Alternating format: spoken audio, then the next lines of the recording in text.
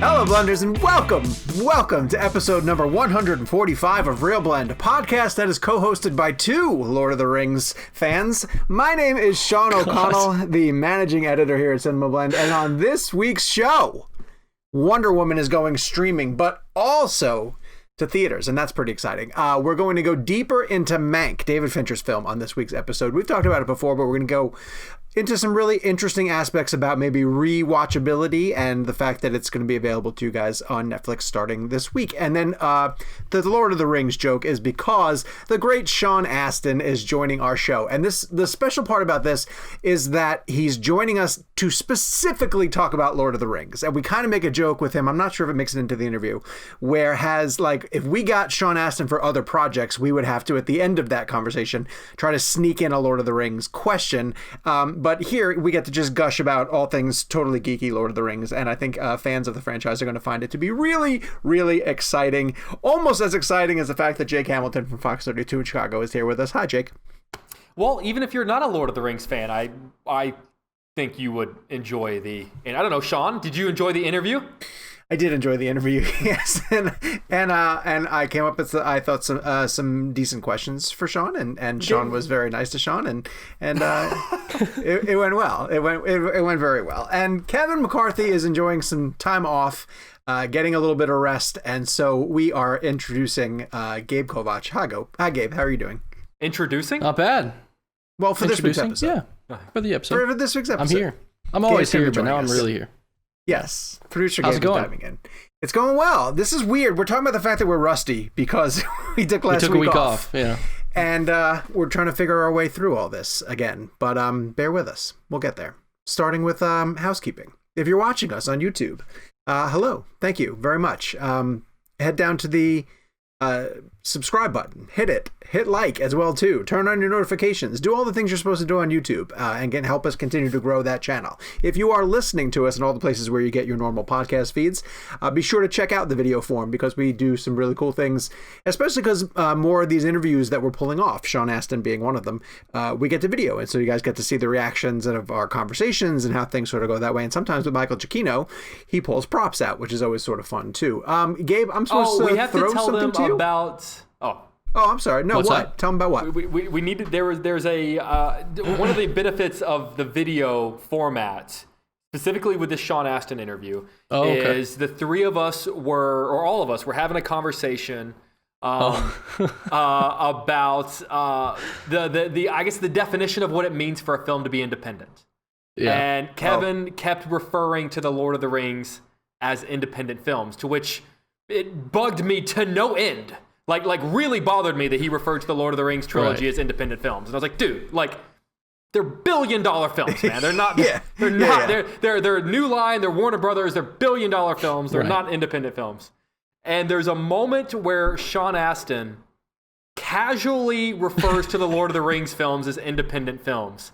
And if you have the video, if you're watching us on YouTube, look at all of our faces because we all just go like, son of a bitch. And Kevin's face just has this knowing, I told you, so much is translated. And Sean's still talking, he's still answering the question, but there is a communication between all of us in that moment where when Sean refers to the films as independent, where I just thought, son of a bitch.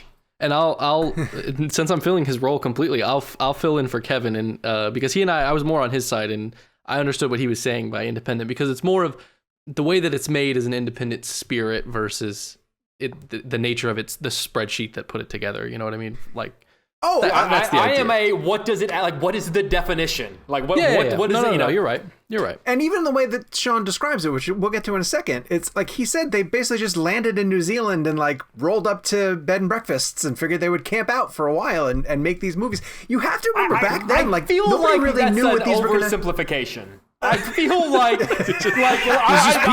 have a feeling Warner Brothers didn't drop $300 million and they just rolled into New Zealand and started filming. No, it was just Peter Jackson and a camera and a couple actors, and they just worked it out. And just a little bit of makeup, just like a little bit of powder. Worked it out. Yeah. All right, so the update I was supposed to give. Yes, update, please. For listeners, for people who like to watch the YouTube channel, it probably will not affect you that much. I know because I watch the numbers. we are no longer doing the Clips channel. Oh, yeah. We are kind of shifting resources away from that. The regular YouTube channel, the main channel, is going to remain the same. We will still upload there. That's where you're going to sub. The clips that are on the Clips channel, we're not going to shut that down. They'll be there, but there'll be no new uploads. Anytime we have spoilers or something like that that we clip out, we'll just go ahead and put it on the main channel. So you only have to subscribe to one. R.I.P. Clip Show or Clips channel. Yeah. The weekly poll for this week, we talked about December releases, and I'm excited for this reason. We're starting to get into some titles that feel like they have some weight to them. With all due respect to the films that have been screening this year prior to it, but like some films that are flirting with theatrical release, including Wonder Woman 1984. Some films that I think have some Oscar potential, if and when the Oscar ceremony finally does get here, in Soul and Mank. And so, Gabe, because you're in the chair, and whenever you're here, oh shoot, but you did the poll every time. Do you think I outsource my job? I think it's so fun to include you. Yeah. I forget that you've added the poll to the thing. Yeah, I know. I can answer though and look really smart. No, I don't want you to answer. No, Jake. Your choices for which December release are you most excited for? We gave you Soul, Wonder Woman 1984, and Mank, and we also gave Other. So of those, which do you think prevailed with the blenders? I'm going to say 1984 Wonder Woman, just because I feel like the poll came out not too long after it was announced that Wonder Woman was going to HBO Max. Right. Yeah. It crushed. So, yeah, I felt like people were super jacked about that. Yeah, 53%. And honestly, of those titles, I mean, that one just, we've been deprived of blockbuster entertainment for so long. And even the films that have tried to somewhat replicate the experience for their audiences at home, it feels like Wonder Woman 1984 finally is the film. And in a way, I really am glad that Warner Brothers is striking ahead and letting this movie come out. And it seems working in a lot of different ways to compromise with Patty, to give her an opportunity for it to be in theaters in places where it's safe for people to go to theaters and potentially experience it. It's weird because I looked recently here locally because I hadn't been paying attention to whether theaters were even open in Charlotte or not. And it turns out that the AMC theater chain is open here, but the Regal is not. And I wonder what's driven the decision that one of the chains would decide to close, because it's not mandated by our state. But everybody with the poll picked Wonder Woman 1984. But with Soul, it's our job to sort of start beating the drum for this movie. I guess I kind of understand that people know it's Pixar and they'll get as excited as they would for a normal Pixar film. Your varying levels of excitement, but Soul is phenomenal, and I want more people to get really excited for it. It's coming to Disney Plus on Christmas Day. It's directed by Pete Docter. He's made a number of fantastic Pixar films. Jake finally got a chance to catch up with it as well, too.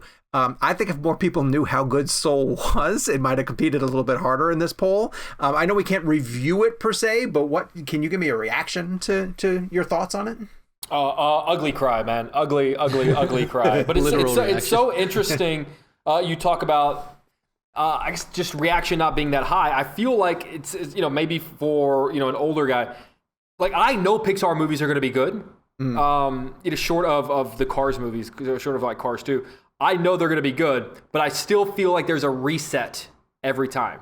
It's like, despite the fact that they have a pretty incredible record, I still don't find myself getting excited. Like, I know it's going to be amazing. I know it has a legitimate chance at being on my top 10 list every time one comes out. But I still, like, whenever I know there's a new one next year, I'm like, oh, cool. Like, I'm excited to see it. Cool. And then I see it, I'm like, oh, well, like, why don't I get more excited about these movies beforehand? I think it takes seeing it just to be reminded of how. That being said, how do I phrase this? Who is the audience for Soul? Yeah. No, that's a tremendous question. Because it's not kids. In the least it's not kids at all. Because it asks some very big existential questions. And I think the emotional beats are only going to hit you if you have a little bit of life in you, if you've lived a couple of years. But there's still, I haven't seen Soul, full disclosure, but it still has, I guess for a really young audience, from what I can tell from the marketing, it still has like super cute characters and Pixar kind of swagger to it. There's enough there to keep kids engaged 100%. I mean, it's still Pixar. They still know how to entertain. This will be, from what I'm gathering, it'll be one of those movies where people who are like 9, 10, 11 right now and love the movie for whatever they get from it at 9, 10, 11 are going to watch it at like 25, 30 and go, oh my God. I didn't get what it was about. I didn't realize how much this crushes. I'll kind of say this. The way that Inside Out sort of looked at the emotional components of, at least Inside Out was looking at the emotional components of a kid, right? So it played with like, this is how a kid would react to certain things. Or these are how the kids of the emotions would be personified. And I think kids, at least on that level, could react to, oh, sure, of course, I understand what this girl's going through. She's sad, or she's lonely, or she's angry, or something. This is the emotional reactions of a full-grown adult who's at a very specific crossroads. And when you see it play out, you're like, you rethink your life. You rethink your life, and that's not for kids. And so, but I'll be really fascinated to see how it ends up playing. It's going to be hard to Christmas morning. Ask an 8-year-old. So, like, what dreams have crushed you in your life? Like, what did you hope to do that you weren't able to pull off because you're dead? So we'll move on because I know we're going to end up doing a full review thing. But I'm curious, did you guys have any expectation that you were going to like it nearly this much, that it was going to hit you this well, or had you kind of written it off in a way? No, the first thing that got me excited for it was the reaction out of BAFTA, where the it had its premiere and the reviews were off the charts, and then I was like, oh, okay, this gonna be really interesting. And I'll even add this, Jake, and I don't know how you feel about it. The first time through, I thought it was fantastic, but there were a lot of things that I had to sort of process about it, and I immediately went back and rewatched it again like 2 nights later, and I thought it was that much better the second time. I've seen it a third time already. Oh, wow. Yeah, because it was in our screening log for Disney Plus for a couple of days, and I love it. I love it that much, and so no, I didn't expect it. I didn't expect to react to it that way. Awesome. The trailer for me, I thought was really creative. Just how so often how Pixar visually represents something.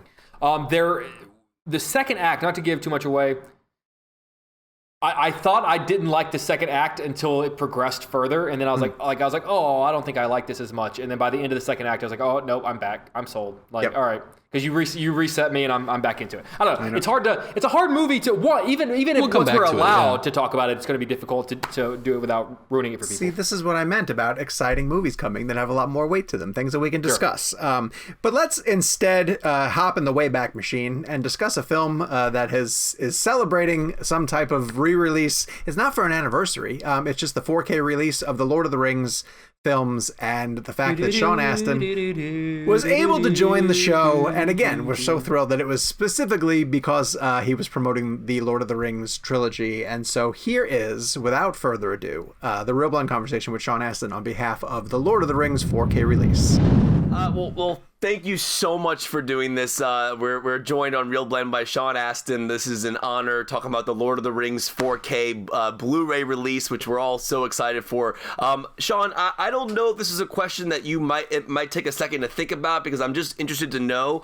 Do you remember the first scene that you shot in Lord of the Rings and the last scene you shot? It doesn't have to be linear from a storytelling standpoint. I'm just wondering, the first day you had on set as Samwise, and you remember the last day. Vividly.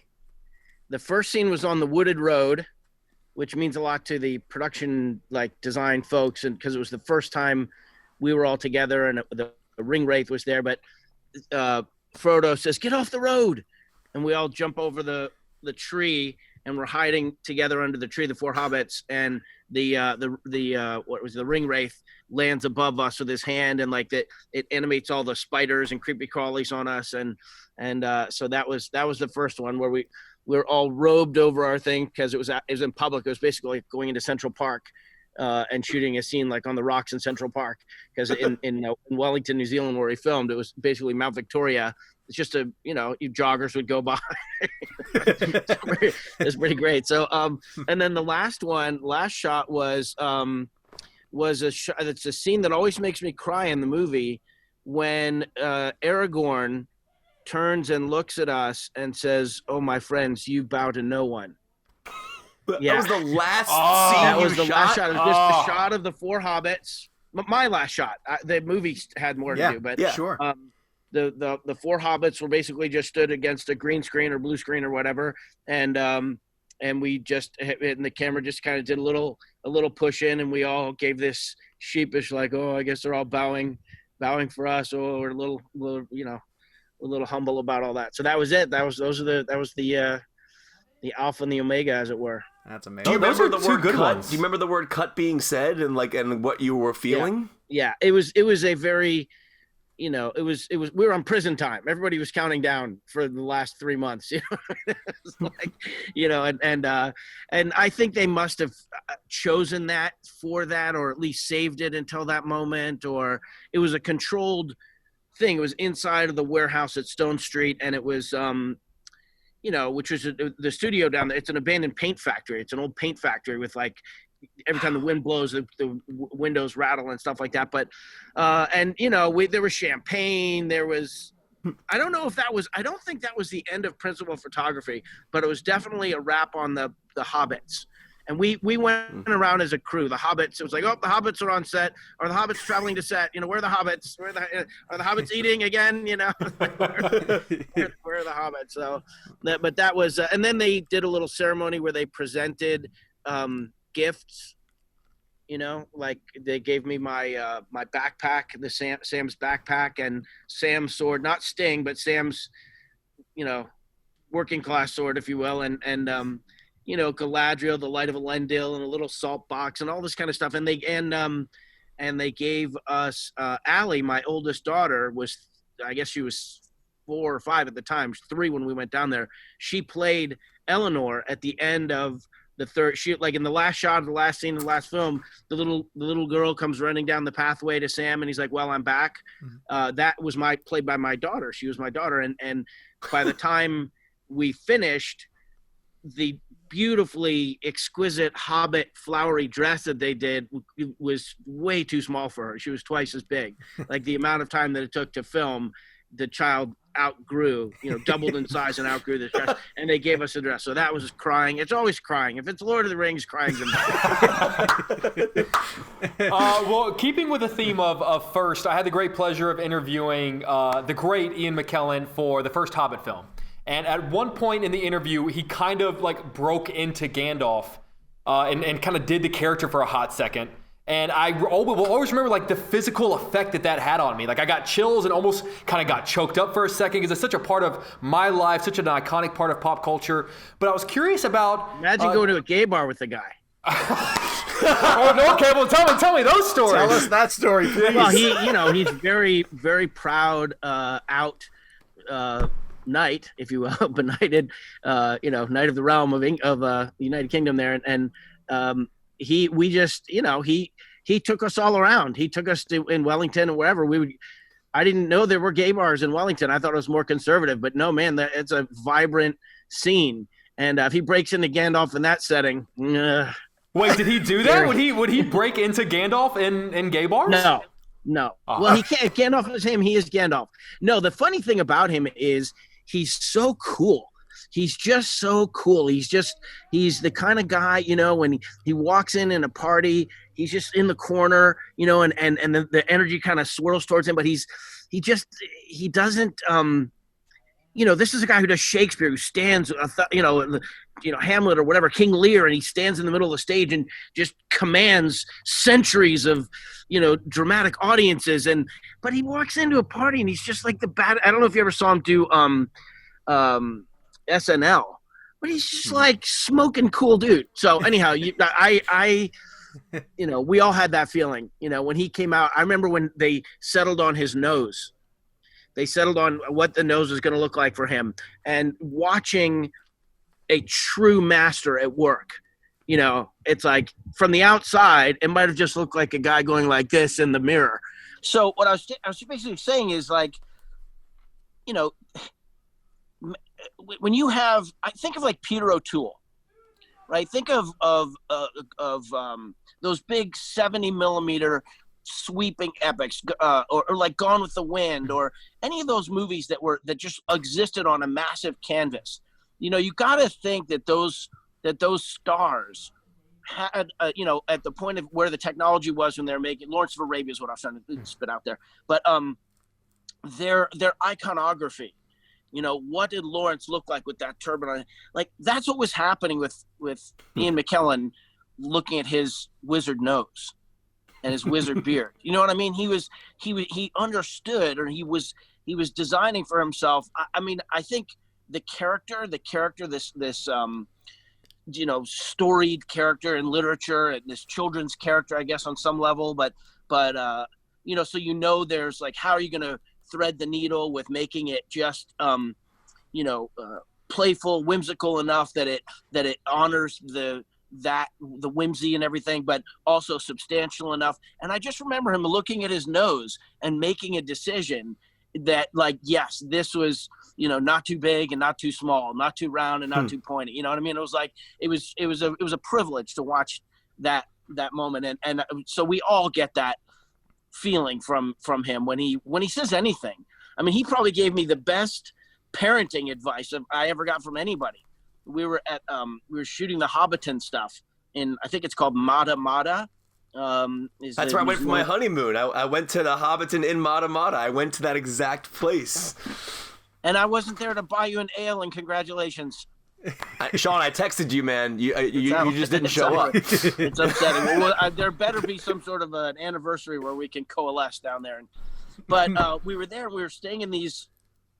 It was a low budget indie. It was like a student film, the way we made it.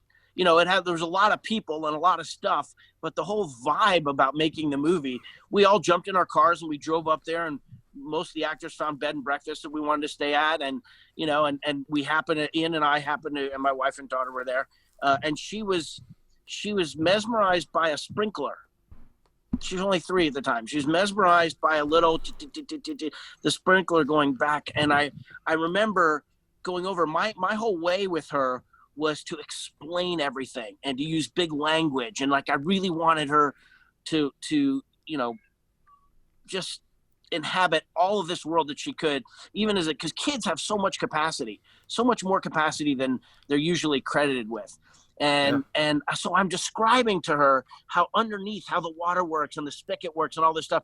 And he was sitting, I think we were having tea, or it was cold out, and there's like a little, patio or something. And he goes, wow, he goes, if you explain everything to her, she won't be discovering it on her own, or something like that. Right. And I was like,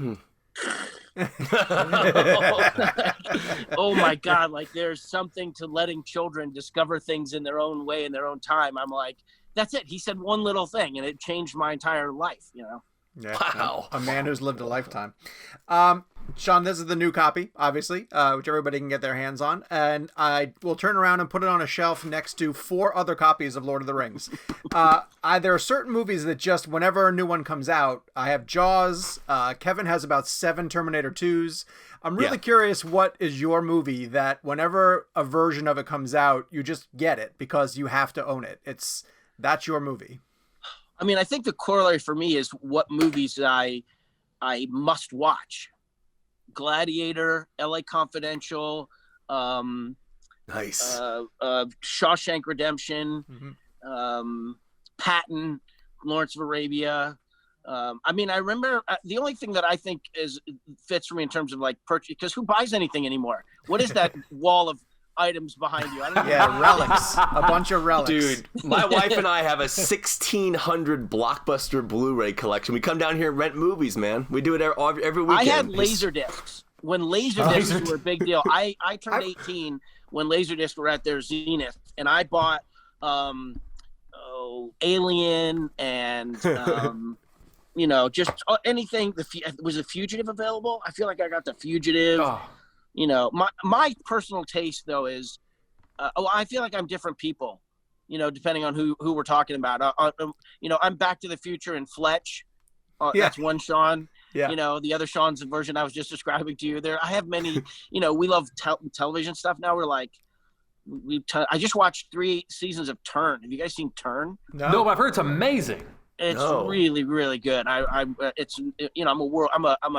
great thing about Lord of the Rings for me when we made it, and why I loved Alan Lee's illustrations. He's one of the 2 prime illustrators, and really, and Alan Lee and John Howe's a brilliant, incredible artist, painter, illustrator, and when I say illustrator, I mean like museum quality artwork. You know, you can go to the Louvre and see these guys' things. But Alan Lee, he was really, and Peter credited him with being the sort of visual soul of the movie. That his interpretation of the books in his lifetime of work treating Tolkien, it's really you can take those. We would literally hold up his drawings as we were acting out a scene. Like there was a scene where Frodo and Sam and Gollum are at the Black Gates, and we're looking over this rock at the Black Gates that are opening up, and the orcs are marching out or whatever they are, Urkai or whatever, and it's the cover illustration of the bound 3-book volume. And we literally had the book and we were positioning ourselves in the camera to mimic the drawing that he had done. It's like your basic storyboards, basically, essentially. Basic storyboards, yes. And Yeah. and the coolest thing about them was, for me, they seemed like history.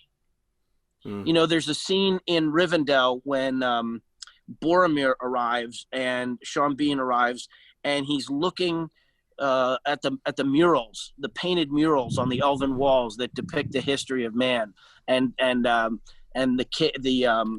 whatever it is, the Narsil, the shards of Narsil, and all that kind of stuff. Anyhow, there's something, the level, the attention to detail, and the reverence for what's being depicted are so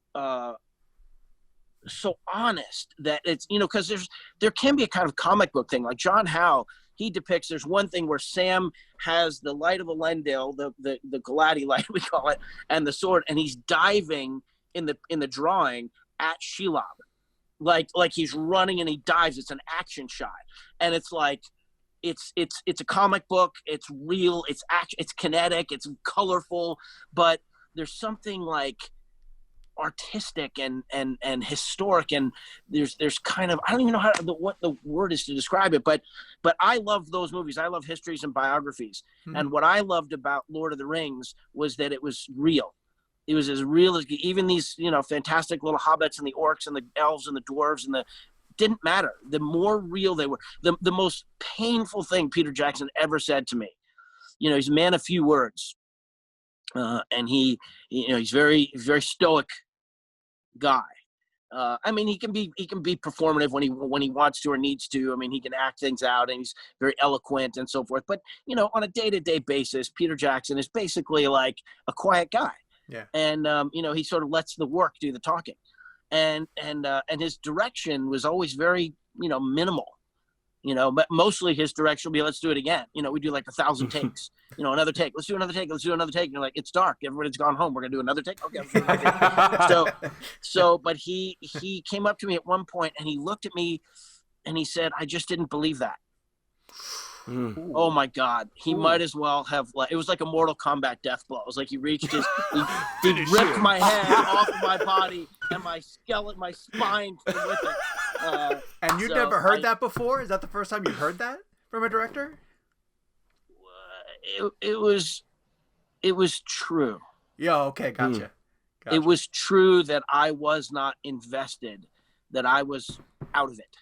I was out of the character. I was out of the mood. I just wasn't there. And you know, you listen, when you're making movies, you know, you pull up. I'm very aware of like the mechanics of things.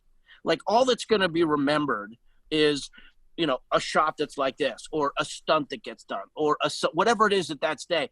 But I'm aware of like driving to the set and where you park and where the crew is eating and what kind of dressing room there is and how the AD is feeling that day. And like, I'm very aware of the actual mechanics of the making of the show. And I think I was just kind of like distracted and thinking about and just not in it.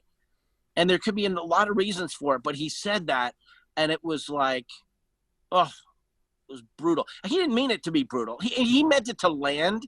He didn't mean for it to be brutal, but it was a perfect piece of direction, and he was absolutely right. And it made me better. It made me focus harder. The only time I felt like that after that was a year later when we came back to do pickups for the Two Towers, and there's a scene where with Shelob, you know, I spent a week with one of the directors, Jeff Murphy, one of the second unit directors, filming the Shelob fight sequence.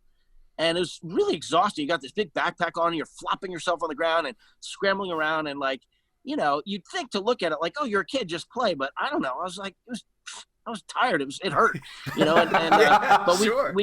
we kept doing it, and then like we go back, and he wanted to get the hero shot, where like Sam steps in to a hero moment, and the dolly comes in, and he gets real close, and he goes, "Get away from him, you filth," or something like that. You know, like some great Harrison Ford line of dialogue. And the reverse of which, by the way, is Peter Jackson's arm. He really wanted to play Sam's arm. So when you see the scene, Shelob is there, and Sam steps into frame with one of those kind of hero, you know, help has arrived moments, and it's Peter Jackson's hand on the sword, and then it cuts around to my face, and but I literally, they did the dolly shot, and the way we filmed it was they did a little piece of rock behind us, not even a green screen, which in a weird way has its own, you know when you're on a green screen that you have to give it, you have to bring it, you know, you have to be there, you have to perform. You can't just exist in the space because it's green screen. So in a weird way, it's almost a dramatic prompt when you're on a green screen. Now we just had a piece of rock behind me, and we were on again at Stone Street Studios, and on the cement floor basically, which, you know, usually when you step into the set, the floor is dirt, or the floor is whatever the set is, and you wouldn't think of it, but it affects you. It affects where you're standing, what you're wearing, what you can see. Everything affects what you're doing. And so it was kind of artificial. It was an artificial moment, and he did it. And I said the hero line, and my heart wasn't in it. We did it again, and I was just like, shit, I didn't know what was going wrong. And I prided myself. You know, when we first started filming, the film culture approach to creatures in green screen was Jurassic Park. It was Sam Neill with a pole with the tennis ball on the end of it. And I was like, okay, the T-Rex is the tennis ball, you know. But ultimately, at a certain point, if you really focus on the tape X, or the tennis ball, or whatever the point, the fixed point they want you to look at, it actually, to my eye, it looks like you're looking behind the animated character once the animated character's on screen. So to me, what I prided myself on at the beginning was being able to see Gollum, or see the spider, or see the cave troll. Like, I could see it. My imagination, like, I just believed it, and I could play a scene with an actual cave troll right there in my mind. And I knew, I think I was complimented a couple times, but like, it works for the effect, for the special effects, when they start putting the digital character on top of it. So when we were doing this pickup, I couldn't see the spider. I was like, the camera would come in, and I'd go, "Get away from him, you filth," or whatever. And I'm like, I can't see the spider. I can see Cannes Film Festival. I can see the Oscars. I can see, you know, all of the, Vanity Fair covers that we did. You know what I mean? Like, the movie had become this big cultural phenomenon. All the talk shows, all the, like, everything that went along with Lord of the Rings becoming a part of the culture for a minute there. And like, I couldn't. I was so disappointed in myself at not being able to see the spider at that moment. But I did reacquire Shelob, and hopefully it shows on the screen. Sean, I wish we had more time with you, man. Yeah, we had so many questions for you, but I think our time is up. Yeah, but we really appreciate your time so much. Anytime you can come back and talk about these films, or your entire career, we would love to have you back. Well, I appreciate that you're promoting it. The funny thing about the cinephile marketplace is people are always clamoring for more of what they love. They want the remastered. They want the new version. They want the additional, scenes, the added scenes. They want bonus material, whatever. But then when someone like Warner Bros., like New Line, they're like, okay, here's this. Here's another one. Here's another one. Here's another one. You take it. So I personally have not yet seen the 4K. But I'll be watching it with the rest of the audience. So we were laughing about this opportunity, though, that normally these are the questions we would have to squeeze in at the end of another interview with you. So it was great to just be able to openly gush about this. We were gonna get like super geeky. I wanted to get into like the Force perspective and all that kind of stuff, but we'll have to do that another time with you. I love the way it was shot. So. Well, it's funny because we said a few things like I hadn't talked about some of this stuff, and the 8 trillion times I've talked about it. It was a little bit different. It was a little unique. We're gonna have to put out a 4K version of this interview. Hey, that's a compliment. that's the ultimate. Anytime someone says that I've never talked about that before after talking about things for years at this point, that's the best compliment in the world. Yeah. Well, it's you guys. You guys are legit. Thank you, Sean. Sean, I'm only going to ask you this really quickly because I know you have to go. Is it true that they dug holes that the actors would stand in to look shorter than the other actors to make the hobbits look shorter? Every possible permutation of manipulating height and size. So holes, apple boxes to stand on, getting on your knees. I'm sure Peter had already thought of it, but when we were doing the rehearsals before we started filming, and I was like, well, what if we do it like this? What if when he had a little camera out or he had his viewfinder out or something like that? It's funny because it's 20 years ago, and it's really hard to remember a time when there wasn't, it was Napster. Do you know what I mean? It was there was email was a thing, but there was barely any tech, that you to speak of, and it evolved like as we were filming. Things got more and more advanced, like just the idea of this kind of phone call was not possible then.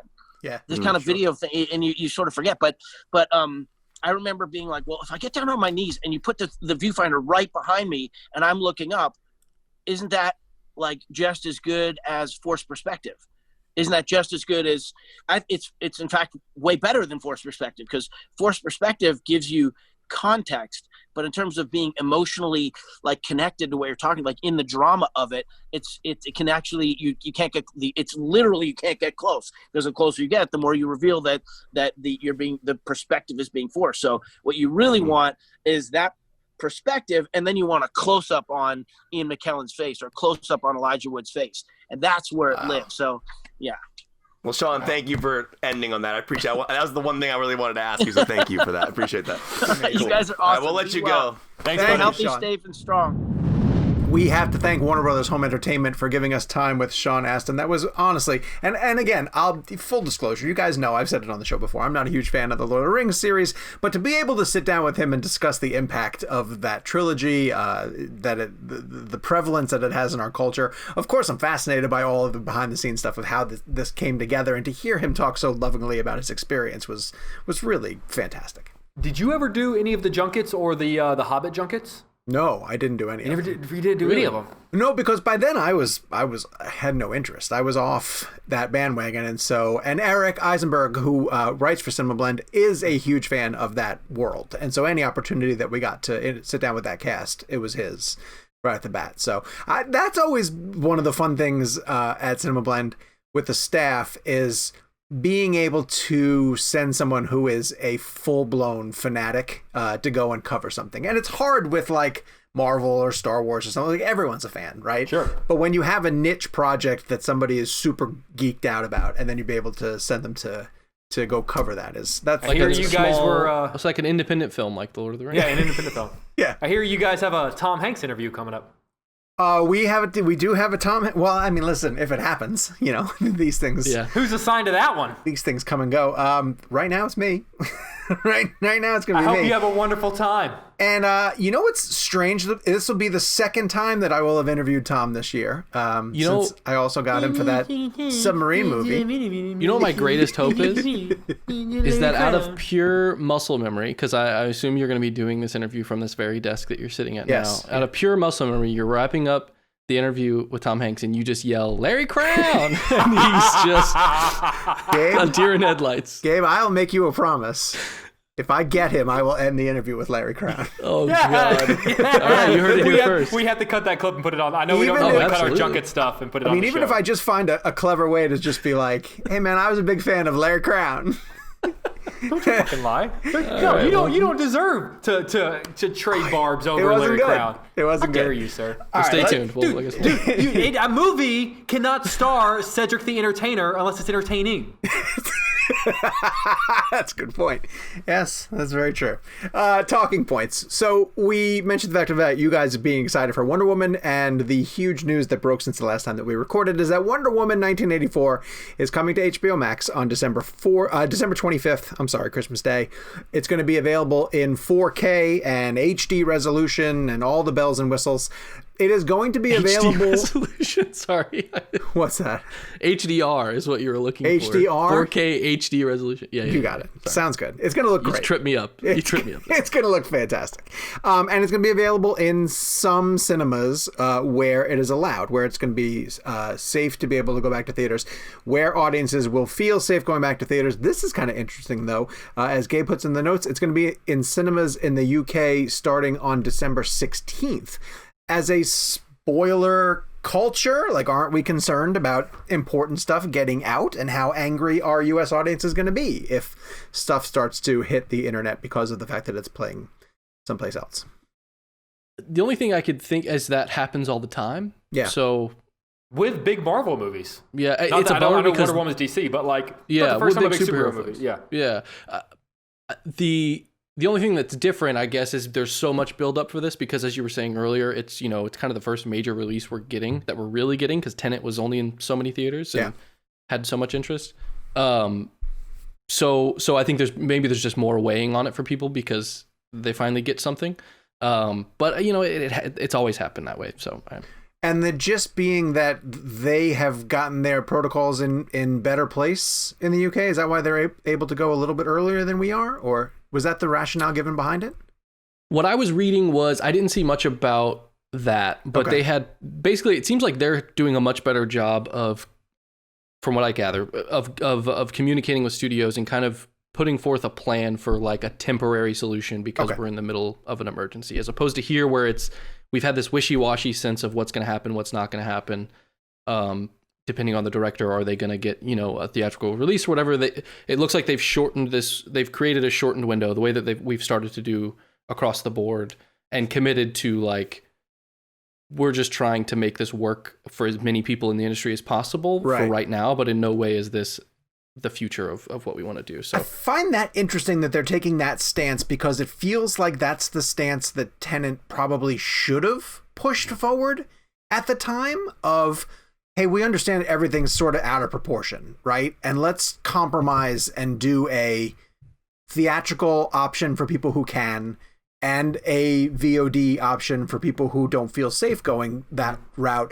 And if Tenet had sort of been the groundbreaking film to be the first one to do that, I wonder if more studios might have followed their lead through the rest of September, October, November, and Black Widow would have had a very limited theatrical run and been on Disney Plus by this point. It feels like Wonder Woman now is saying, we're going to be the trailblazer that implements this dual outlet model, and we'll see how it works. And I think it's hard to say that this decision isn't at least informed by Tenet's. 100%.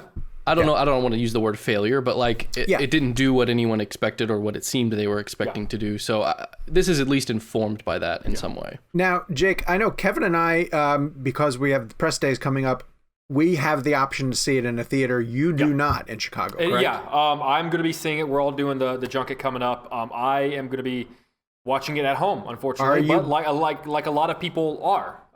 Theaters are you bummed? I'm bummed because other people get to see it in a theater. Oh, really? Interesting. Okay. Like you and Kevin have that option, and Warner Brothers was very kind and asked if I wanted to see it in a theater, and I was like, unfortunately, I can't. Like, theaters are not open in Chicago. But I also got to see Tenet in a theater, and a lot of people did not. I know a lot of people in LA who are waiting to see Tenet for the first time when it comes out on Blu-ray. Could you imagine if we hadn't seen a Nolan movie that had been out for 6 months by now? True. Yes. I forget about that sometimes. Yeah, I'm like walking around. I'm like, oh wait, these people haven't seen Tenet. Huge chunk of people have not seen Tenet. Yeah. I'd be lying if I said I weren't bummed, but it's also the world we live in, and the fact that the fact that we even get to see it, I think it's it's a big, I don't want to say sacrifice on Warner Brothers' part that they're putting it out, but the fact that they're making it, I will say that of all of the big movies that have started to be made available on video on demand and streaming services, this is the one that I've gotten the most family members, like friends, reaching out. Hey, like when is Wonder Woman come? Like oh, it's HBO Max. Oh, cool. I need to sign up for. Like there seems to be a massive. We've talked about whether or not Tenet was the right one to kind of be the one through the door. Tenet was always a hard sell. Yeah, but it also was the wrong time. I think that's. I agree with you 100%. I agree. Yeah. I think people came at that movie with knives out no matter what happened. But I think... That was a couple years ago. No, that was 1 year ago, believe it or not. 1 year ago. Isn't that crazy? Yeah. But no, I think Wonder Woman's going to be a massive success. But to answer your question, long story short, I am bummed that I'm not seeing it in theaters. Yeah, and again, you say like it's a sacrifice for Warner Brothers, but in a way it's not, because what they'll get is HBO Max subscribers. Sure. I wonder how many people sign up for these things, watch what they want to watch, and then cancel them. Do people go through the hassle of doing that? What they're doing is they're getting the conversation going about other things. Like, yeah, you'll sign up for Wonder Woman, but my neighbor's been talking about The Undoing for a month now. So like, well, I gotta watch The Undoing, and like, I heard someone talk about Flight Attendant's on here. So you really start building up those secondary titles. The limited series and stuff like that. You bring people in with the Snyder cuts and the Wonder Womans, and then you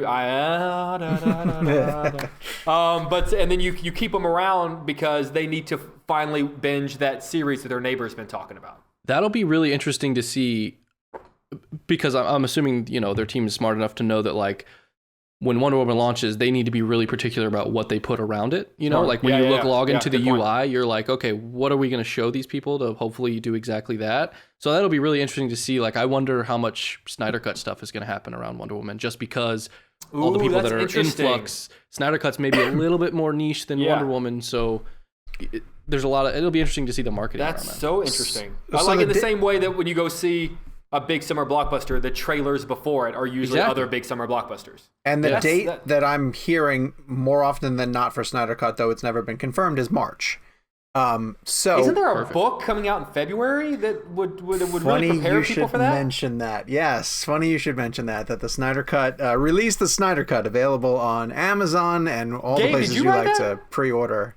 Did I write the introduction to that book? I don't know. It sounds familiar. Turns out I write so many introductions for my author friends. Turns out no one wrote the introduction for that book. that one fell through. This is a book. The book just starts. All right, let's get on to. Oh, this is sad news. See, I'm sorry. What a terrible transition. Yeah, I know. We lost Darth Vader. The great David Prowse, who is the actor inside the suit, has passed away, and I found this to be really moving. There was a lot of people who commented on social media with regards to his performance and his passing, that he was just as much a part of bringing Darth Vader to life as James Earl Jones's voice would be. And I didn't stop to think about that, but I think that that's really accurate. Like, there's a ton of really significant physicality to Vader that has to be attributed to David Prowse in the way that he played him. Jake, I'll turn it over to you as our resident Star Wars fan and as someone who I'm sure has appreciated Darth Vader on screen. What is it about David Prowse and what he did with the part that stands out to you? No, I agree with you. The physicality that he brought, the slow turns of the head, the grasp of his fist. Unfortunately, I don't know how much you know about his story. He kind of got screwed over in the end. Oh no! And didn't really. He doesn't play Vader for most of Return of the Jedi. Okay. And really was. There's a great documentary. It was on Netflix. I don't know if it is anymore. If you could find it, it's called "I Am Darth Vader." Oh. And it's really about how he got involved and him playing the role and him trying to voice it. There are great clips of like him, because he's got this good solid British voice, but it's not James Earl Jones. And so these clips of Darth Vader. But like a British guy is speaking like and it's kind of muffled because he's like under the mask, and where are the plans, and it's just not it's so it's kind of fun to see those clips. But now did he do the lightsaber fighting? Did he? Yeah, he did the training there. Yeah, there's footage of him training with Alec Guinness, for the first one, and so that's all him. And then. some really unfortunate things happened between Empire Strikes Back and Return of the Jedi. Okay. Between him and producers that led to a lot of maybe the most insulting being that they just didn't use his face whenever they took his mask off. Like we're talking about a guy who has played Darth Vader through the most iconic scenes in the entire trilogy, and you're finally going to show the dude's face at the end, and you're not going to show the guy who has been like playing him like that. Like that to me, it was incredibly insulting, and it's an unfortunate story. But I agree with you in that it sucks that sometimes it takes death to appreciate someone's work, but it has been encouraging to see people kind of universally agree that maybe we didn't appreciate his physical performance in that role as much as we should have while he was alive. Well, here I'm gonna show my total ignorance. So who is that when they take Vader's helmet off in Jedi? I cannot think of the guy. It's an actor. It's like a professional actor. Is it really? Okay, but it wasn't David Prowse. But it's not David Prowse. I never once stopped to even think if that was him or not. I just I guess I just assumed that it was. Yeah, it's not him. And David took that personally. But that was also at a time where he was kind of getting screwed out of. I mean, he was on set a lot of Return of the Jedi, but they didn't use him a lot, and it was because he got blamed for not rightfully so. He got blamed for the leak of the Luke's parentage getting out. Oh, because it got out? Because I guess it did. I mean, not to the degree that like it would get out today. Yeah, sure. But I guess it did get out, and I think they used him as a scapegoat from what I remember in the documentary. So because of that, a lot of producers held grudges and then kind of screwed him over in Jedi. I am Darth Vader. That's interesting. Okay, I have to look out for that documentary. Yeah, that's pretty fascinating. I went down just to sort of tie into this briefly. Some people might know I'm working on another book, not to bring this about me, and it's about Spider-Man. And one in particular section that I'm working on right now is people who have who license themselves out, or Marvel licenses them out to appear at different places in Spider-Man costumes. And they have a stable of people who, because of their physicality, they get sent to parades or store openings, hospitals a ton of times, to visit with kids. Is it like gymnasts and stuff? Is it people who can do like backflips and stuff, or is it just they're built? Yes, that's awesome. Both. Like, they have the ability to do this. One guy in particular who I was interviewing, who got really close to getting a movie role early on, would even talk about the competition, about the things you got sent to. He goes, every time that they had the Macy's Day Parade, I lost out to fill in the blank, and he was so annoyed that that's so interesting. This guy got that would be stuff. A great documentary. But it makes me think about the number of people who play Vader in like the Disney parks, and the fact that they have to meet a standard, right? There's just, if you see a Darth Vader and he's 5'4", you're annoyed. Too now, especially now that. And I know this because, we always, so there's a local, the 501st Garrison, all around, and last time I spoke, every time there was like a Star Wars story, we would bring them in studio here, bring in Vader, bring in a couple, you bring them on the plaza, people come around and want to take, it's huge. It's a great pool. My bosses always hate how big it is because it just confirms that like my love of Star Wars is at least somewhat justified. But they were talking about how much it has changed since Disney bought Star Wars and how much control they have over what they can and cannot do, how they can pose in pictures. It's very. There was some sort of pose I wanted with Vader, I think, where like I wanted him like choking me or something like that. Okay, and the guy was like, "Dude, like I can't." He goes like, "Once Disney took over, like we're not allowed to do that anymore." And like they really Vader, you corporate shill. That's funny. Why don't we just blow the planet up? We don't do that anymore. Mickey wouldn't approve. Man, I'll never forget. I think it was one of your first assignments, Jake, in Chicago, where you went out and interviewed a bunch of stormtroopers, and you have an amazing photo of you like. You're kneeling on the ground with your hands behind your head. They have their blasters pointed at you. Yeah, because that was, and now thinking back, I think it was just a giant promotional thing. They were like apparently running tryouts for episode 7. Okay. Like, so they're like, that was one of my first stories here in Chicago was like Disney producers were coming to Chicago to audition people for episode 7. And I never did like hear if any thing. Yeah. Like I'm assuming that's not where. I don't think Daisy Ridley was discovered in No. you know, in Streeterville. Yeah, and instead Daniel Craig played him. So I don't think he had to audition. The first question in the audition is are you a movie star that's a close personal friend with J.J. Abrams? Yeah. And they're like, no? Okay, sorry. Sorry, it's not gonna Thanks for happen. coming by. Yeah. Speaking of close personal friends with movie stars, Jake and I got to interview George Clooney.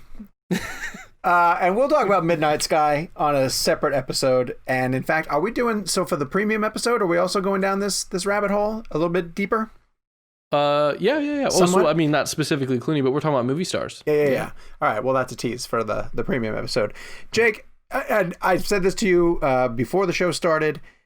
Your interview with Clooney was so phenomenal. It was just phenomenal. And what we were talking about is that he's really difficult to interview because he is he's been around the block so long and has done so much press that he can stop doing press, and that when he finally does agree to do press, you have to approach him in the sense that he is 2 steps ahead of everything you're about to ask him, and you figured out how to ask your questions in ways that he knew what you wanted to ask him about, but you found a different way into it, and dude, it was so impressive. And thank you. Yeah, it was great. It was so great to watch. I really enjoyed it. To sort of talk about when you talk about like him being difficult, like, but don't misinterpret that if you're listening, because he is probably, I would argue, and we were talking about this because you and I were both nervous before, and we've both spoken to him before, but you know, nervous, and not that like you're curious as to whether or not he's going to be good, because he's guaranteed to be good. He is the kind of person that, and there are a handful of people who I would put in this category where if you ask him a question that he's been asked all day, he will answer in such a charming, enthusiastic way as to make you think that you're the first person that you could ask him, so what attracted you to the role? And he would answer like he's never been asked that before in his entire life. Right. So whenever we're like, for I think for both of us, it wasn't so much that we were nervous for him, we were nervous for ourselves. Like we want, he's someone that you want to step up for. He's someone that you want to be good. You want to earn the privilege of his time. Yeah. So I appreciate you. I appreciate you saying that, man. That's like you said, you want it to go well. And sure. One thing I'm going to attribute to him also is that I think personally, we've interviewed certain people who have to tell you the same answer. They have to repeat the same answer because they don't have anything else, right? I think he is so interesting as a person that I think he has a Rolodex, an endless Rolodex of answers that he could give you. And I'll even give you this as a little peek behind the curtain. I know that Kevin and I asked similar questions in terms of whether being a father has changed the way that he has approached the gig now. And I asked kind of the reverse engineered of that question. You did. And I can tell you that all 3 of us got different answers. That's interesting. Kevin told me what he told him. I know what he told me, and I saw what he told you. And I think that all 3 of them are accurate. And he just, that's how he has that many feelings and opinions. So wait, how does, so what he told me was no. Because he was like, basically, he's like, look, like I played a pediatrician on ER. Like I've been working with kids. Like I know how to act opposite children. Yes. Therefore, like having children doesn't change my ability to be able to act opposite of a child. Correct. So did he tell you something? What did he tell you? I asked him if being a father changes the types of stories that he wants to tell. Okay. So a variation, a shade off from what you asked. And he said he hasn't thought of it that way. But one thing that he did find interesting is that recently he and Amal went back through his films to see which ones could I start to show the kids. Oh, that's a great answer. As we get a little bit closer to it, he goes, I guess Fantastic Mr. Fox. And then he goes, after that, they can maybe watch Batman and Robin if they want to laugh. And then From Dusk Till Dawn. Right, exactly. Straight to it. And then he goes to the normal George Clooney joke. He goes, I guess I'm going to have to look at Sesame Street, the movie, sometime down the line, of directing that as a project. Yeah. And then the answer he gave Kevin was completely different also, too. And I just think that's him. I think he's that interesting. Yeah. Yeah. So. He's the epitome of, aside from the fact that he is George Clooney, he is the type of person who, that cliche of, look, I'll buy drinks all night if you'll just come to the bar and tell stories. Yeah. Felicity Jones, who we interviewed, talked told me that he is such a great storyteller that he would just start kind of just shooting the shit, and like he would like people would gather around him on the set, and he would start telling people stories, and eventually the actors would raise their hand and go like, George, like, do we need to go film? Like, should we go? And I was like, that is why this movie cost $300 million. Can you talk about, you mentioned it to us, I don't know if it was like in your footage, but the Casamigos thing, can you talk about that? The listeners, I think, would enjoy hearing that came up. One of the talking about that question that we were just talking about, the way I phrased it was, whenever actors have children in the middle of their career, a question that they will inevitably get a lot is, how does it affect how you play fathers or how you interact with children on the screen? And I said, but I've been thinking about that, and you're an actor. Like, you played a father before you were one. You played a criminal without being one, and you killed vampires on screen. And as far as I know, you've never killed a vampire in real life. So that was kind of that was the jump start to my question, because the question ended up being, do you think it actually affects your ability to be able to interact with kids on screen, or is that a way for us reporters to ask about your personal life? And so whatever we touched on, and so he answered, he gave the answer, and then he kind of pauses and he goes, but just so you know, I have actually killed vampires in real life. and I go, I was like, I really want to hear about your trip down to Mexico then. He goes, it wasn't a film. That was a documentary. Like, we all just went down to, and then I had to tell him, I said, I was like, really quick, I was like, last time I saw Quentin, we had to order Casamigos tequila. And it was one of those weird technical, like, Sean, I don't know if you had this too. Zoom does this thing one time where if like sometimes, and I know Gabe knows this happens because he does this a lot, where if two people are speaking at the same time, it like lowers someone's audio. Yep. Yeah. So I think he started responding in a funny way to my story about drinking Casamigos with Quentin. And I didn't really because I think it lowered his audio. Yep. And so he gives this like great visual like response, but I can't really understand what he's saying. And then you never want to do the like, what? What'd you say, George Clooney? So I just kind of laughed, and I was like, it was damn good tequila, and then I moved on. To talk about Inside Baseball, people say they like hearing this. What always bugs me about the way they do junkets is they use that audio when they send it to us, and so it's auto mixed like that. But you can have a setting when I get to control it and do the Zoom, you can actually get their clean audio file in it. So that's why I'm always like, let me do it. Thanks a lot. Yes. And this is why you do this a lot. Yes. Yeah. No, so you can fix it. They just don't. So. That did happen once or twice too. In my conversation with him, is that like he was saying something super charming. I was trying to keep the conversation moving, and I might have stepped on a really great George Clooney line. And thankfully, there was another one right around the corner. Oh yeah, they're fine. Don't you get nervous though, because there are some instances where, and I find this especially when you interview comedians, it's never a good idea to try to go to keep up with them in terms of comedy. Like you're not going to be as funny as Robin Williams. You're not going to be as funny as Steve Carell. If anything, like soft, like give them the opportunity and then let them run with it. Yeah. It's almost the same thing with George in terms of charm. Like don't try to be charming, because because if you're gonna try to be charming and George Clooney's gonna try to be charming, one of you's going to lose, and it ain't going to be George. Talk about the way that your thing opened, because that was a perfect opening where you called him Mr. Clooney. Oh, I just thought, hey, Mr. Clooney, good to see you again. And he's like, don't call me Mr. Clooney. That makes me feel old. And I was like, oh, George, my good pal George. How are you, George? And he kind of takes it, he goes, yeah, don't call me that either. he doesn't miss. The dude doesn't miss. Some people have it. Yeah, he doesn't miss. That's the thing. He's so funny and personable that he should look homely, right? Yeah. Like you shouldn't get all three across the board. Because when you're the interviews went well, I take it. Yeah, they went really well. Yeah, they went really well. And it's and Jake, I'll mention this before we move on to it too. Like I was really surprised at how nervous I was going into that room. Like my hands were actually shaking.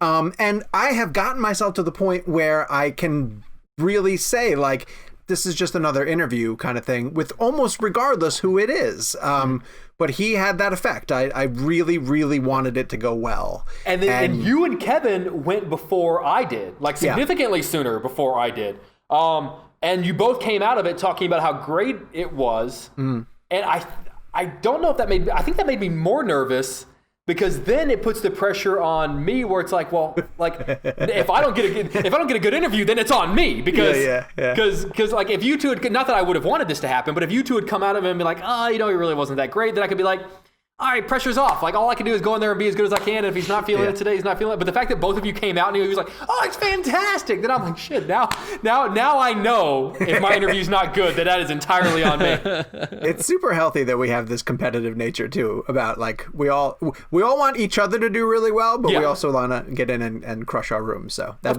it's making me better at this job. So I look forward to that. This week in movies. So have you seen All My Life, the Jessica Roth film? I have not seen it. No, I do love her, though. I love her in the Happy Death Day films, and I really enjoyed her in the recently canceled Utopia. We have a really good story on Cinema Blend that Sarah, who did the All My Life junket, asked about a freaky Happy Death Day crossover, because they're both like Christopher Landon. Yeah, and Jessica Roth seems like she had not been asked that at all, because she gave a really great, gushy, long, like, this is why these two franchises need to cross paths, and I want my character and Catherine Newton's character to be like solving crimes together. Like I love that. It was really good. So go check out that story on Cinema Blend. Half Brothers. I know of Half Brothers. I have not seen it. Have you seen? Did you get a chance to see that? I know that. I mean, there wasn't a junket, and I didn't get the screener, and unfortunately, we are at that very busy time where if we don't get a screener or don't get a junket, it's tough to. This week in particular feels like a dump of titles, like a lot of stuff that's sort of coming out and hitting. Godmothered is hitting Disney Plus as well too, and Mank is coming back around. We'll get to Mank in a second, but I want you to talk about Nomadland, because you said you caught up with that, and we discussed it on an earlier episode because I had a chance to see it at the 919 Film Festival in Chapel Hill. I liked it a lot. I thought Frances McDormand was phenomenal in it, and I was really intrigued by the existence of this nomad culture, which I was not familiar with at all. What was your take on it? Absolutely loved it. Really loved it a lot more once I kind of settled in. I don't know if accepted is the wrong, but just sort of realized, like, oh, this isn't necessarily going to be a, like, for lack of a better phrase, like a plot-driven film. Yeah. Mm-hmm. It's kind of a snapshot of a way of life. Mm-hmm. It almost feels like if you were to replace Frances with a lesser known actress, it would almost feel like a documentary. Yeah. Like it kind of just feels like this camera is following around really this slice of American life that I was entirely unfamiliar with. Yep. For me, it hit a lot of emotional beats that documentaries normally do. Mm-hmm. That are both like insightful. And because correct me if I'm wrong, a lot of the people in the film are people who are actually of that culture. Yeah, they're nomads as well too. Yes. And that's why it's a little bit shocking, because the only other actor of note, I believe, is David Strathairn. Yes. And he shows up later as a quote unquote love interest. And it's you're so immersed in, you almost forget Frances is Frances, right? Because she's spending so much time with the people in the nomadic culture that when he shows up, it's a little jarring, because you're like, right, this is a feature film. Yeah, I totally agree with you. I had that same effect. I almost wish, and I like him, but I almost wish that role hadn't been played by, because you're exactly right, because she disappears so much. Yep. And has the ability to be able to do that because she's one of the best. So much so that when David shows up, you're like, oh, wait, that's a movie star. Dude, I know that guy. Is Frances McDormand like it's the least movie star performance you've ever seen? Like, she's just...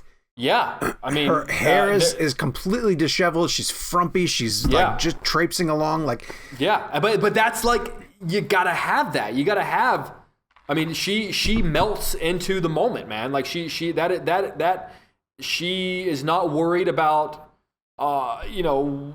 in any kind of like exterior element of her. She's worried about like, what would this woman look like? And to me, that's exactly what that woman would look like under those circumstances. Gabe, is this title on your radar? Are you familiar with it? Are you going out of your way to see it?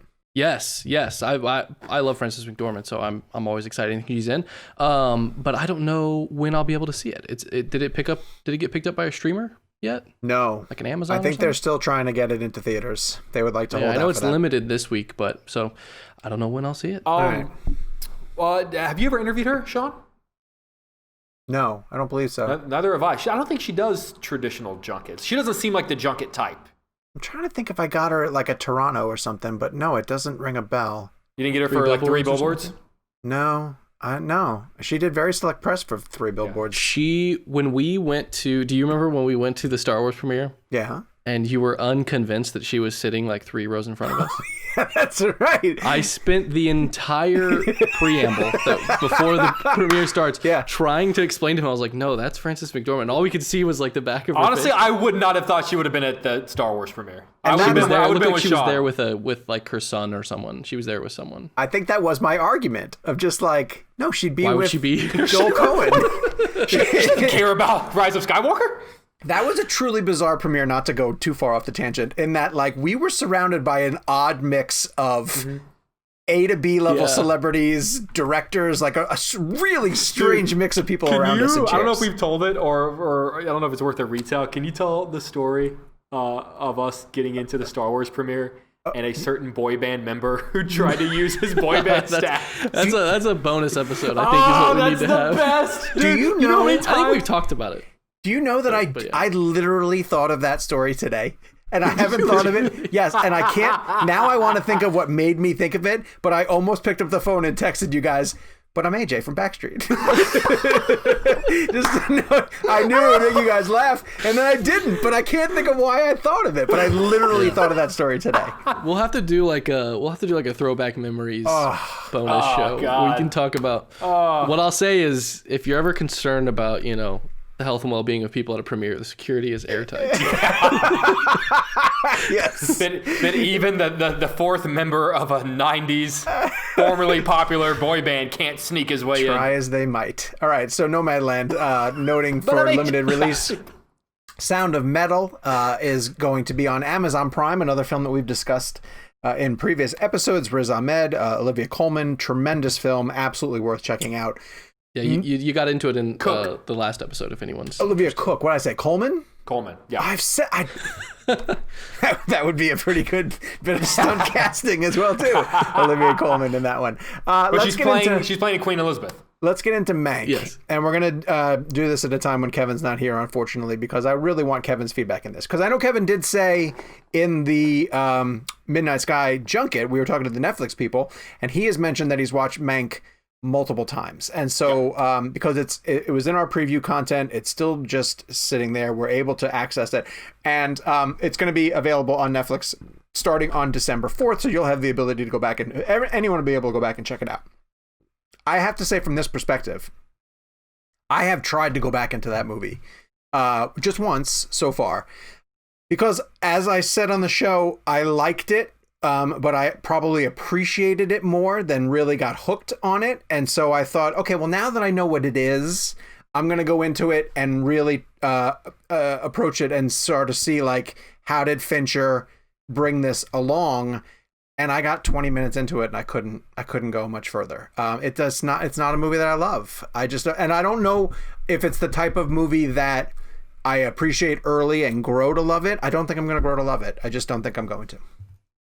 I think I lean more in your camp than I do in Kevin's. I kind of, I don't want to say I was disappointed after I watched it, because I did like it, but it was definitely one of those, like, where if you were to ask me what I liked about it, the first 5 things I would list to you would be technical achievements. Yep.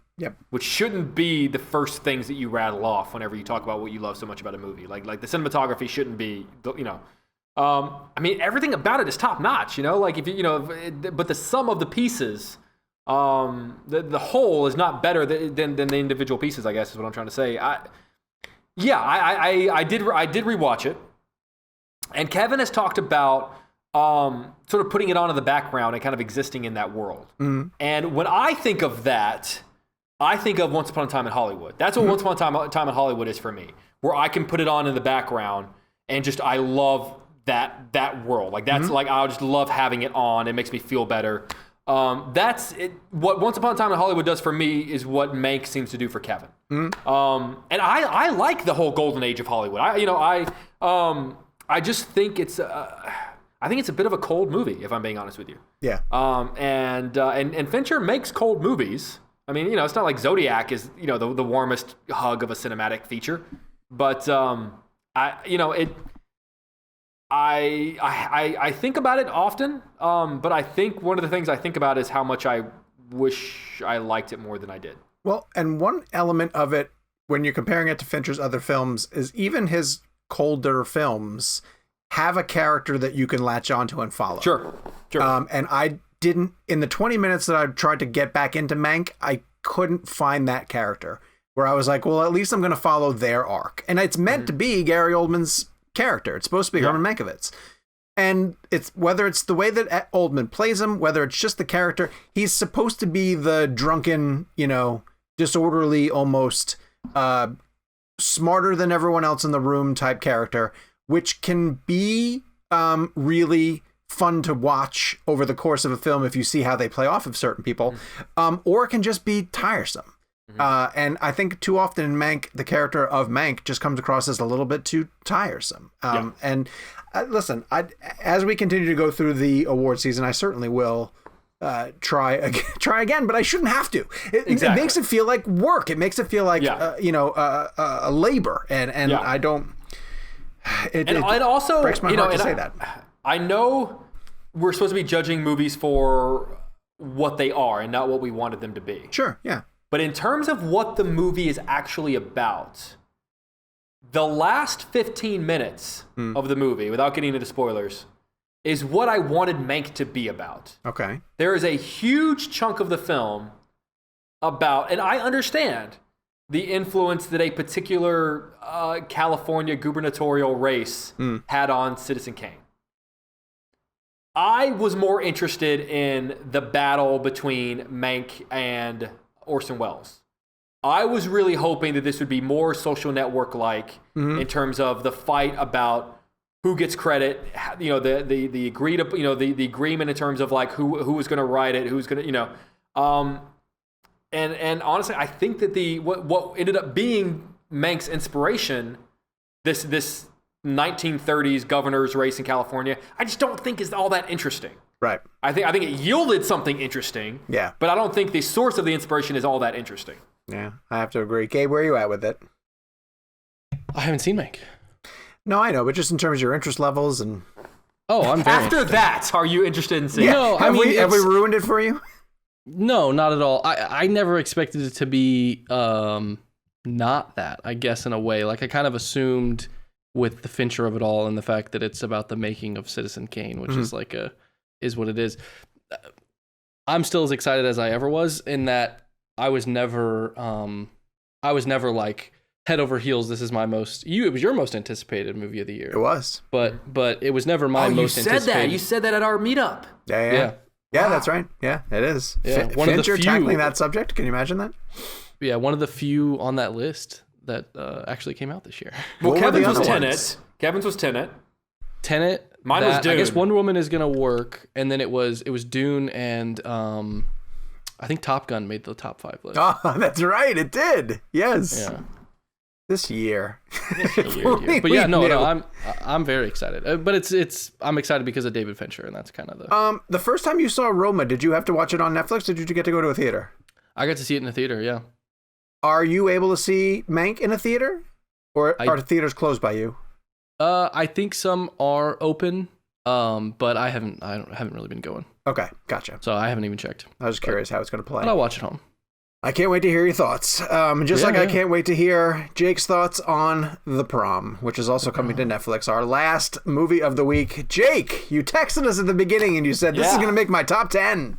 I don't think I said that. No. But I did text you at the beginning and say, okay, I'm kind of into this. And I was. Like, it's starts off with this really big splashy number. It's honestly very well directed. It's well photographed. It's very colorful. Is Ryan Murphy? Is that who it is? Yeah, Ryan Murphy. Yeah. The cool thing about musicals is that you can kind of cut them like music videos. You can cut to the beat of the music without it standing out too much.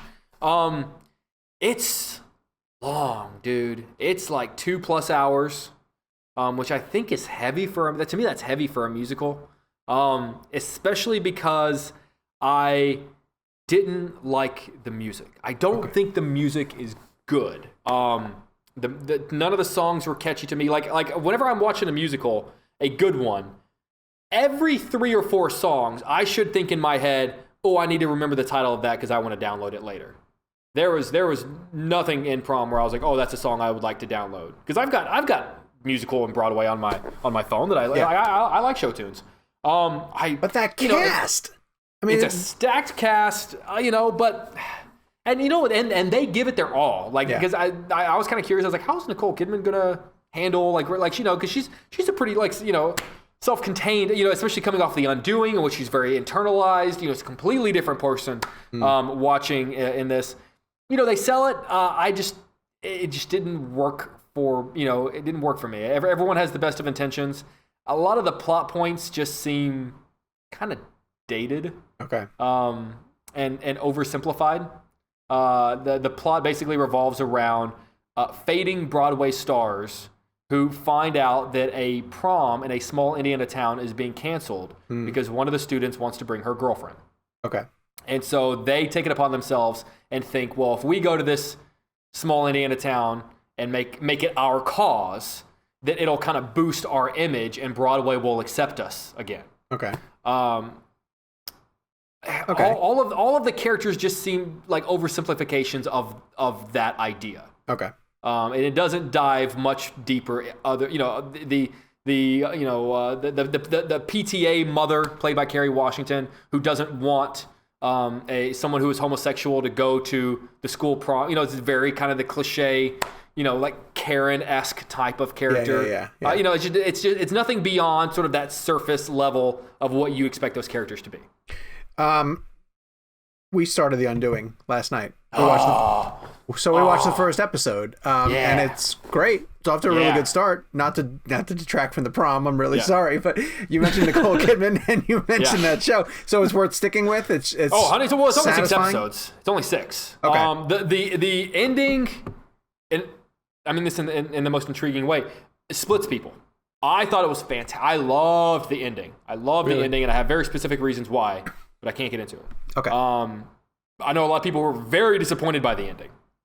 So I can tell you that going to sleep last night after watching it, Michelle and I were already laying out 4 theories. Yep. And then I was like, but it can't be that obvious. Like, it's the first episode. Like, there's no way that what we're guessing now is what it is. So I'm intrigued to sort of stick with it for that reason. All right, let's get to the blend game. We are playing hashtag Angela Bassett Blend. Not only is she part of Disney Pixar's Soul, which is coming out, but she is a component in the Mission Impossible franchise. And if you have taken the time to look over her filmography, has been involved with some incredible films. I'm going to go first, and I wonder if it's going to be all of our answers, though. I cannot not pick Tina Turner. I mean, I have to pick What's Love Got to Do with It. What's Love Got to Do with it? Yeah. It's just, first, it's like one of those personalities where when you find out somebody's going to try to play that person, you just say, well, good luck to you, because you're not going to be able to do it, kind of thing. Michelle Williams taking on... who's the blonde actress from I'm saying Mae West, but it's not Mae West. From Marilyn Monroe. Thank you very much. Michelle Williams playing Marilyn Monroe. Anytime anyone tries to play Elvis convincingly, when you hear someone's going to take on Tina Turner in the Icon Tina Turner story, you're just like, all right, good luck, have a good time.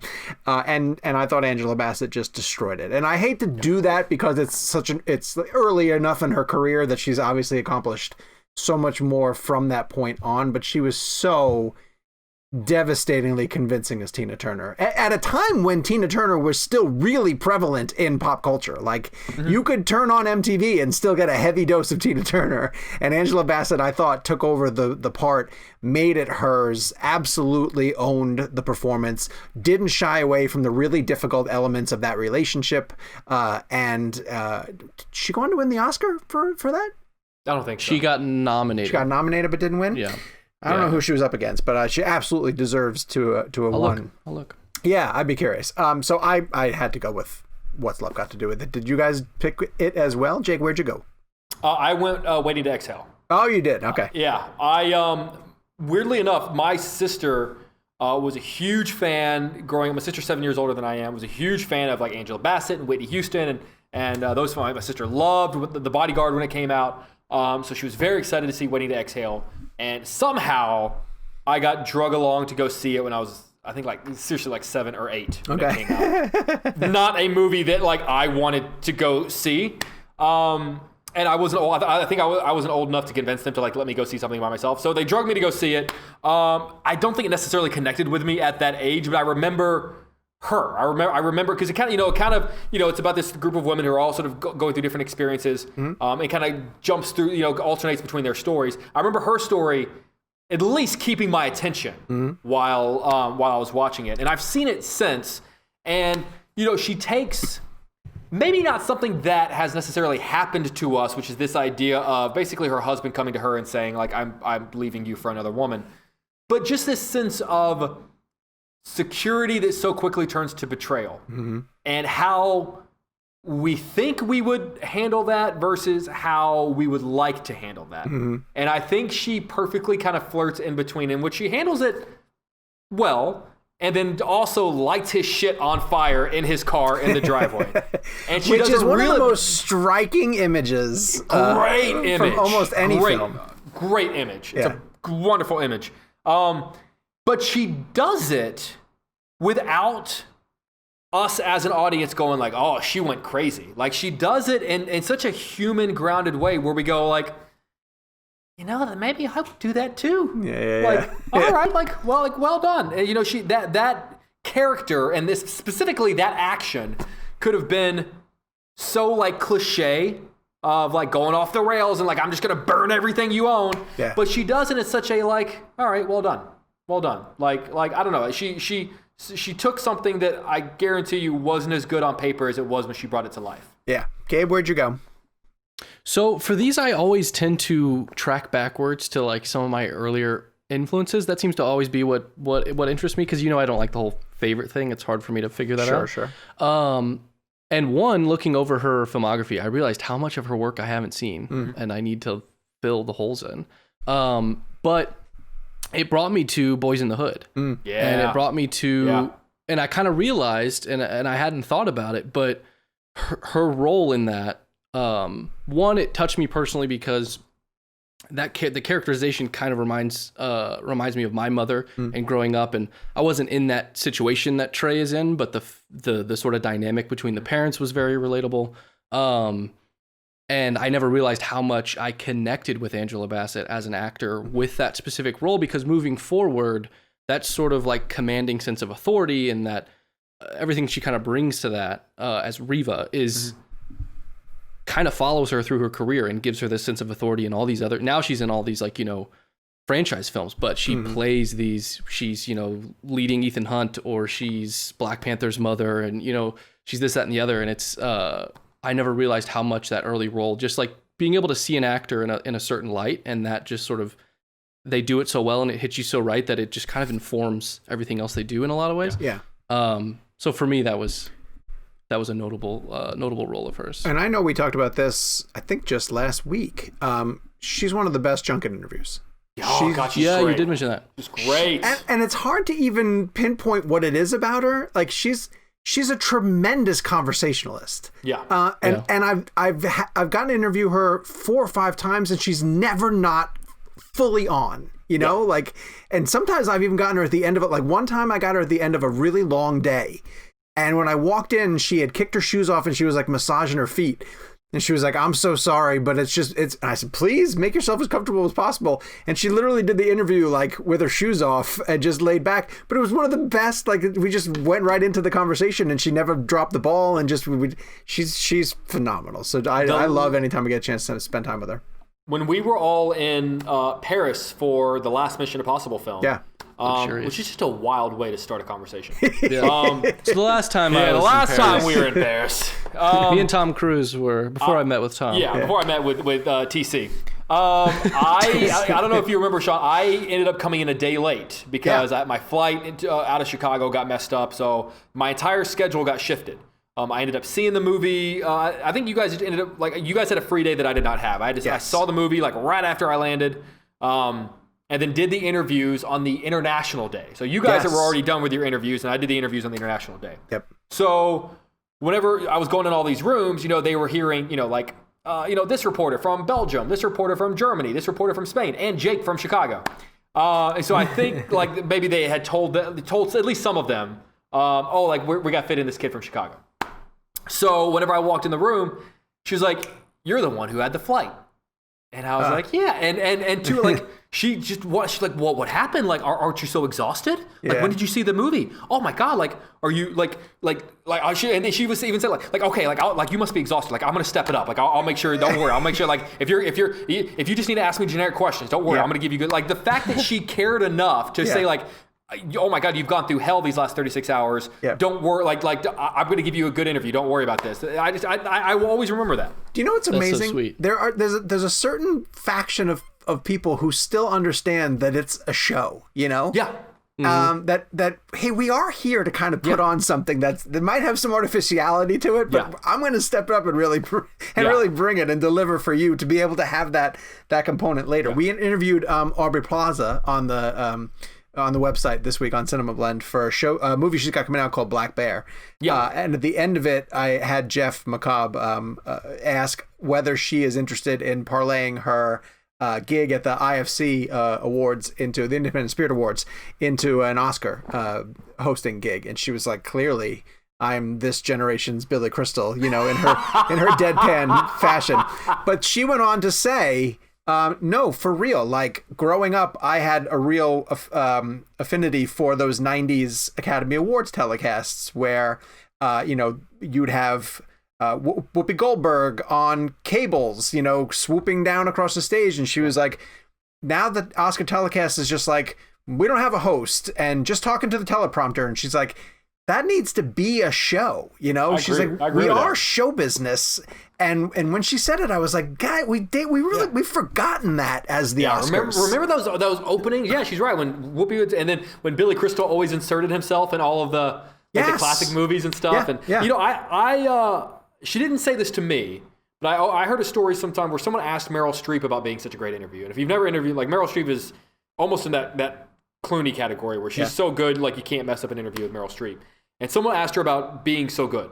And her answer was, I'm an actress. And I all day, I play someone who is a good interview.